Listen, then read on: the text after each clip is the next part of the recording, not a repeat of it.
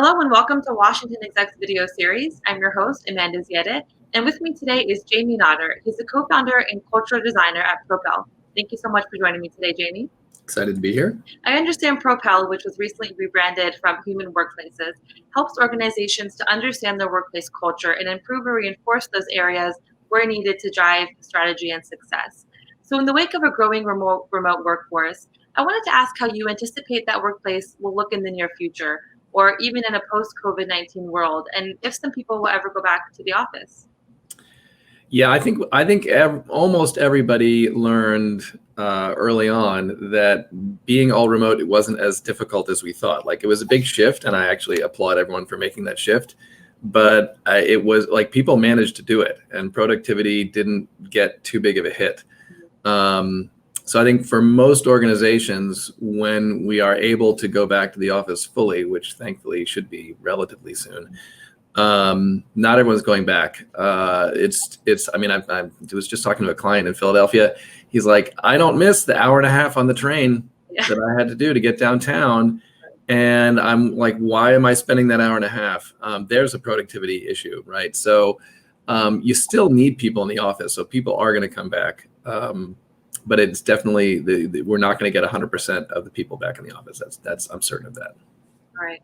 So what challenges does that hybrid work environment pose for organizations whose success was typically driven around that in-person workplace culture? Yeah, I saw it actually earlier this summer with some clients that it's that, and this is sort of a Hamilton reference. I guess that's a popular thing to do, but that song of The Room Where It Happens. Right? Like it's still an issue in organizations. And even if people are remote, how do I get in the room where it happens? And when you are dealing with people who are remote and connecting by Zoom or Teams or whatever it is, it's not as easy to just call them in. Right. Like, hey, we're having a meeting about this important topic. I want your input. Can you come in? We could do that in the office, and you can't do that in a remote way the same way. So a little bit of that is going to be technology challenges. How do I get asynchronous input into decisions? And a little bit of that is like being more strategic about and making some decisions about who gets to be included in this conversation and who doesn't. That's going to look different, and that's going to rub some people the wrong way. Right.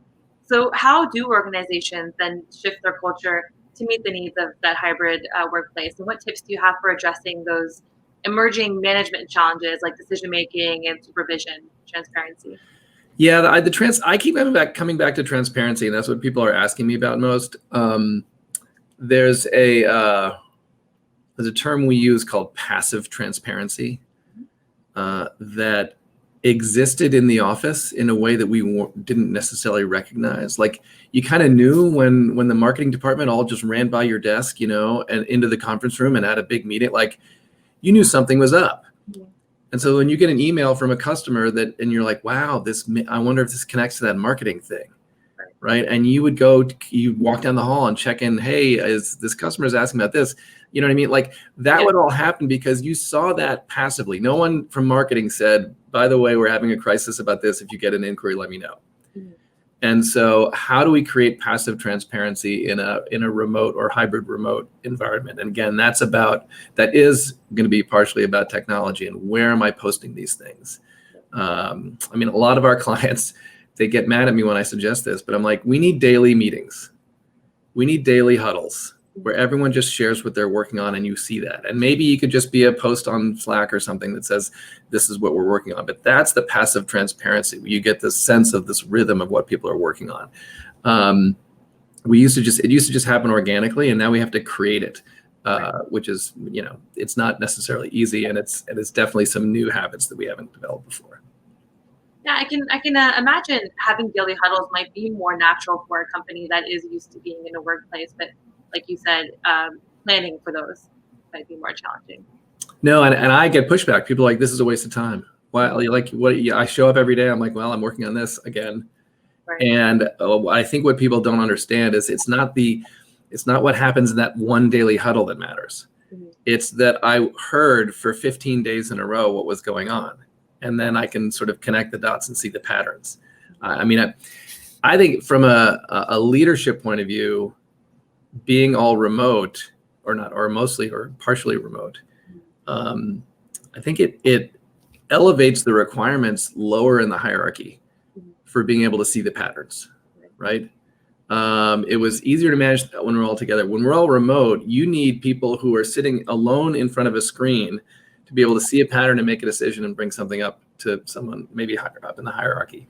And we didn't rely on that before. And so I do think there's almost like a professional development challenge that goes along with this, which is we're going to be asking for what I consider more advanced leadership behaviors from everybody in the organization in order to do that pattern recognition. Otherwise, problems are not going to get solved. Do you have one word of advice for those leaders maybe fearing that that hybrid workplace shift?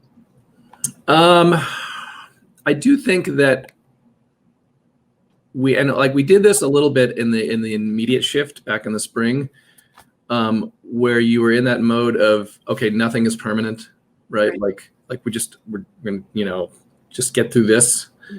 And I think you don't have to go back to that mode where it's just like crisis. But one thing I've been advising folks to focus on is at least change your rhythm to be quarterly. Stop thinking in annual terms. And so when you're moving to a new system, it's like, well, what do we need to do in the next 3 months on this? And then we'll check in again, because maybe 3 months later we realize, okay, we went too far in this direction, we got to pull it back. But if you're not thinking in a quarterly rhythm, you need to move on it. It's like, this wasn't pandemic related, but like Netflix does their budgeting on a quarterly basis. They do a rolling 9-month budget. I've seen other organizations pulling that too. That kind of I think that's a trend that is important, and it fits right in with this. As we're shifting from all remote now to partially remote, don't come up with your new policy like tomorrow. Say, let's try this for a quarter and see what happens. And keep that sort of monthly, quarterly focus as you're developing this. Otherwise, it's just going to be hard to manage. Well, thank you for these insights. It's a very important topic right now. Everyone's interested in this shift. So I appreciate your time today, Jamie. Yeah, thanks for having me.